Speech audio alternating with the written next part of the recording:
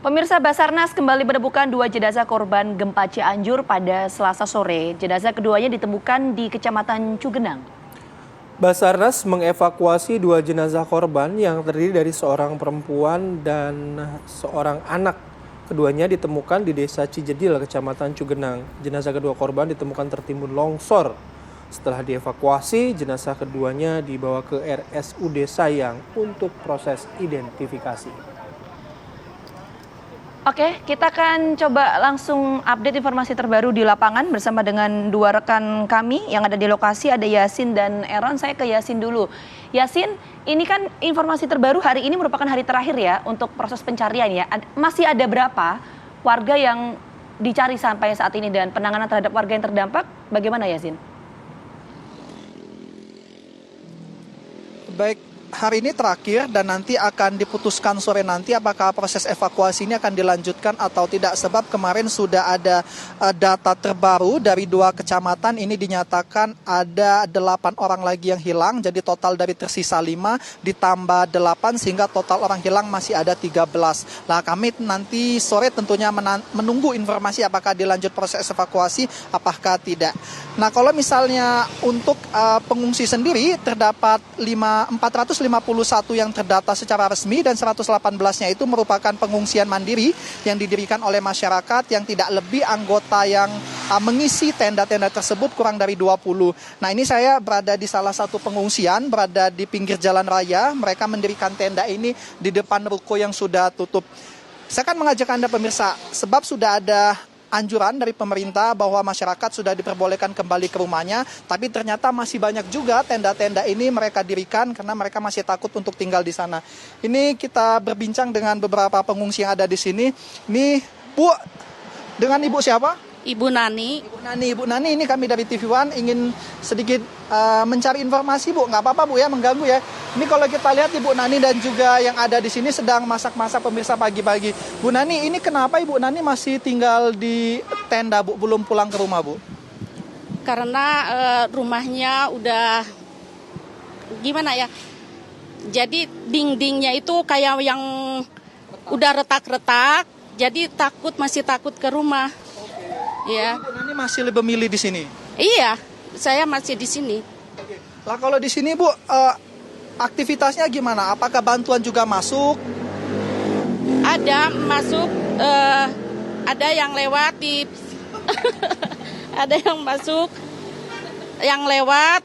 Saya minta, terus ada bantuan dari desa kemarin, tapi tidak mencukupi ya. Oke, ini pemirsa kalau kita lihat memang tendanya seadanya ya di tempat ini. Ini berarti, Bu, kalau misalnya hujan, air ke samping sini, Bu, ya? Iya, di samping sini masuk ke sini airnya, terus sebelah sana juga. Ini Jadi nggak nyaman. Ini kan posisinya memang dingin banget. Saya sendiri pemirsa merasakan dingin banget pagi-pagi di Cianjur ini. Apalagi mereka yang dengan tidur cuma dengan terpal ini ya. Dan ini juga sangat seadanya, Bu, ya? Iya. Oke. Bu, kalau misalnya untuk rumah Ibu kan tadi rusaknya mungkin terbilang ringan atau sedang, Bu, ya. Itu sudah diverifikasi belum, Bu? Sama tim sudah didatangi belum? Belum didatangin. Cuma ada dari ke RT-an nggak dipoto, cuma di data aja, ya. Oke, tentunya Ibu berharap lekas ada bantuan subsidi dari pemerintah itu ya, Bu? Maksudnya belum subsidi dari pemerintah. Untuk membangun rumah, merenovasi rumah. Kalau misalnya rusak ringan nanti ada 25 juta. Iya, katanya sih kata Pak Jokowi yang rusak berat katanya 50 juta. Yang sedang 25 juta ya. Yang ringan 10 juta katanya. Nah, ini Ibu biasa pagi-pagi masaknya untuk rame-rame nih, Bu. Ibu mau masak apa? Iya, buat rame-rame. Mau masak mie goreng, masih adanya ada mie. Ini biasa dapatnya dari mana, Bu? Kayak sayur-sayuran? Ini sayuran dapat ngasih. Itu mie ya ada yang ngasih gitu. Oke. Ibu silakan dilanjut, Ibu. Nah, ini kita lihat ada Ibu siapa, Bu? Ini kayaknya lagi masak juga. Oh iya, ini lagi goreng nasi, Ibu Yati. Oh, Ibu Yati. Ini nasi berarti nasi sisa semalam nih, Bu? Ya, betul. Ya, jadi dimanfaatkan, Bu, ya.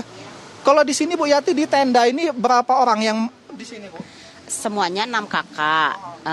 Ada 18, 19 jiwa lah. Sama balita, sama bayi baru lahir.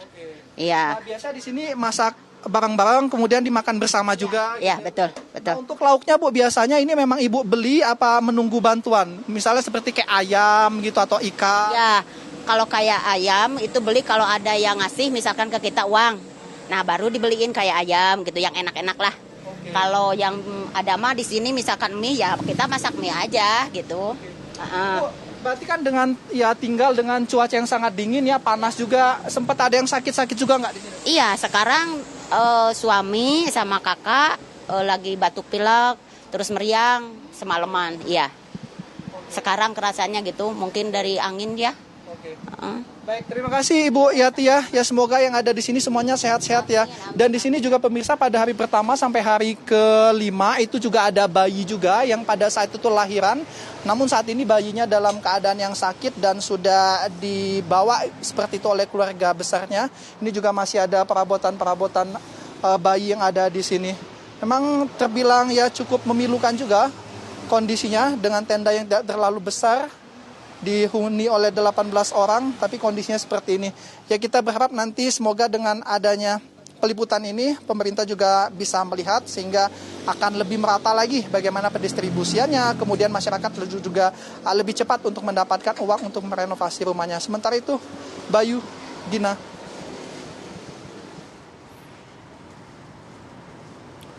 Baik, Yasin Iris tadi sudah memberikan informasi kepada kita bagaimana kondisi warga yang terdampak gempa yang saat ini masih berada di pengungsian. Nah, lalu bagaimana dengan kondisi warga lainnya yang ada di pengungsian lainnya juga? Sudah ada rekan kami Eron ya yang akan memberikan informasi terbarunya pagi hari ini. Eron, silakan.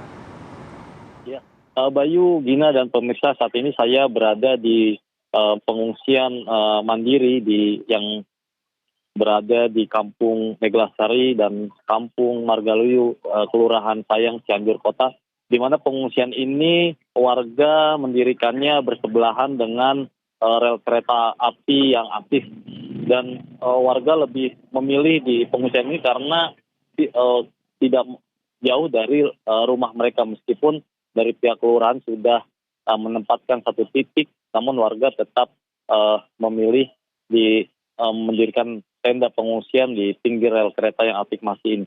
Namun warga harus ekstra mengawasi anak-anak mereka saat bermain di rel kereta, karena kereta yang melintas dalam satu hari bisa 6 kali.